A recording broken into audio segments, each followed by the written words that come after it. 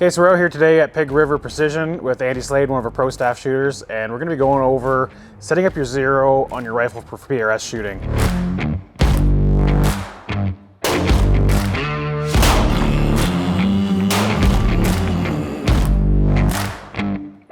So what we're going to do today is we're going to shoot 100 yards zero from the prone position, and we're going to verify that the rifle's properly zeroed from there.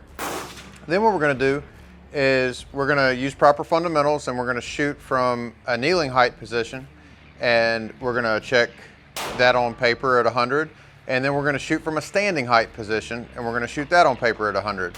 Now the reason we would do this is to make sure, mainly it's a check for ourselves and make sure that our fundamentals of marksmanship are working correctly and that we're looking through the scope straight, because if we have any big shifts, it could be an indicator that we're not actually getting behind the rifle correctly.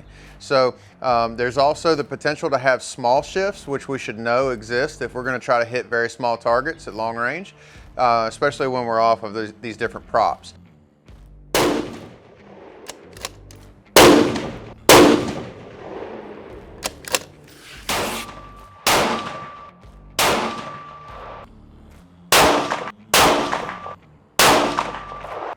All right, we're going to go down range now and check the targets. What we're looking at are the 3 different targets we shot at. All 3 groups are well within what a training rifle with factory ammo are capable of. So the first one was prone, and as you can see here, all 3 rounds were touching, and it's about a 10th high. And we came down and shot kneeling. Group was just a little bit wider, but it's still about a 10th high.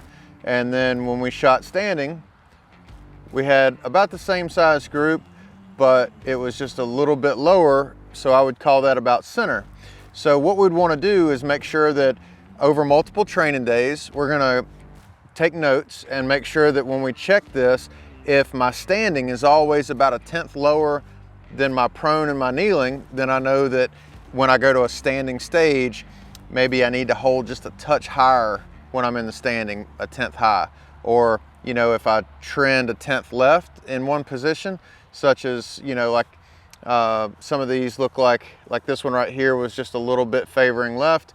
Maybe we just keep those groups, keep pictures of them, and we'll note any trends. So again, what we're looking for, the fundamentals of marksmanship. If you're not using proper fundamentals, what you'll see is a big shift. So these were very consistent points of impact. We're well within half MOA point of impact.